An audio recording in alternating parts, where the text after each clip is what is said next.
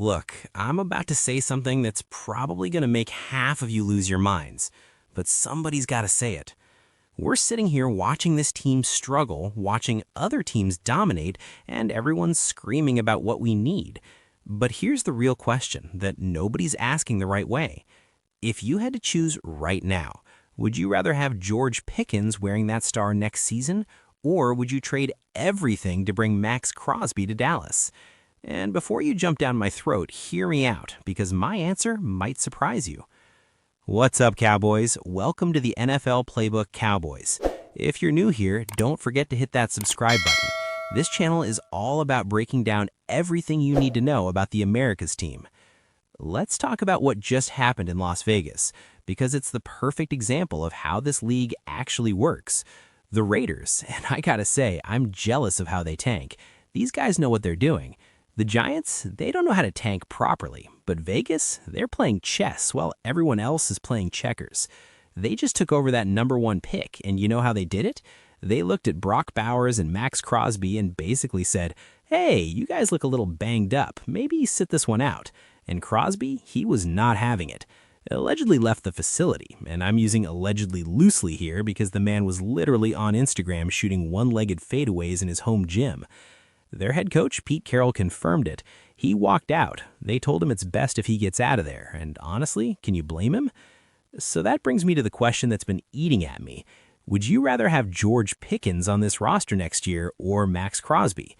And I know what most people are going to say. I know the popular answer. Everyone's screaming for a pass rusher, and I get it. Trust me, I understand the logic. Here's the thing about elite pass rushers. There's maybe 5 guys in this entire league that we can truly call premier pass rushers. 5. You can't just dial 1-800-PASS-RUSHER like Bill Parcells used to say. You can't walk down to your local Home Depot and pick one up in aisle 7. These guys are unicorns. And Maxx Crosby, he's absolutely one of those guys. When you watch him play, even when he's not getting sacks, he's causing chaos. He's getting doubled. He's getting pressures. He's relentless. The dude is a problem for offensive coordinators every single week. And let me be real with you about what we've seen this season. Life without a legitimate pass rusher has been brutal. We've watched this defense get exposed week after week. You want to know what really got me? Everyone's talking about that Detroit game, and yeah, that was rough. But the Chargers game, that's the one that should have been the wake-up call. Justin Herbert had been getting destroyed all season. Before our game, he'd been sacked 11 times. Against us, 0. We didn't even sniff him. 0 sacks. Then what happened? Houston turns around the very next week and sacks him 5.5 times. Everybody gets to him except us. That's not a coincidence. That's a systemic problem. Look at what a real pass rush does for a defense. The Chargers defense gets tips, they force overthrows, they create turnovers off tipped passes because they're constantly heating up the quarterback. That pressure affects everything. It helps your secondary, it helps your linebackers, it elevates the entire defense. We've got these big behemoths in the middle now with our run stoppers, and that's fine. But we need that difference-making edge rusher, and Maxx Crosby is exactly that guy. But here's where I'm going to lose some of you, and this is where it gets controversial. I'm taking George Pickens. Yeah, you heard me right. I'm keeping George Pickens. And before you click off this video, let me explain why, because it's not just some homer take. First off, let's talk about what we've actually seen this offense do. I've been watching this team long enough to have the scars to prove it. I've watched this offense be top 5 in the league with CeeDee and a bunch of guys nobody's ever heard of. I watched Dak finish runner-up in MVP voting with those same guys. Under multiple coaches, this offense has consistently put up top 5 numbers. Having George Pickens would be a luxury, absolutely. But it's a luxury that could take this offense from good to unstoppable. Now I know what you're thinking. You're saying we can just go get another receiver in free agency. Wan'Dale Robinson is going to be available. We've got Ryan Flournoy already. There are veteran receivers we can bring in. And you're right, we could do that. But here's the reality check. The Cowboys have tried that recently. How'd Jalen Tolbert work out? They traded for Jonathan Mingo. How's that going? Finding a true #1 receiver isn't as easy as everyone thinks it is. And here's my real reason, and this is where I'm being completely honest with you. I'm tired of trading away picks. I am exhausted watching this front office mortgage the future for win-now moves that don't pan out.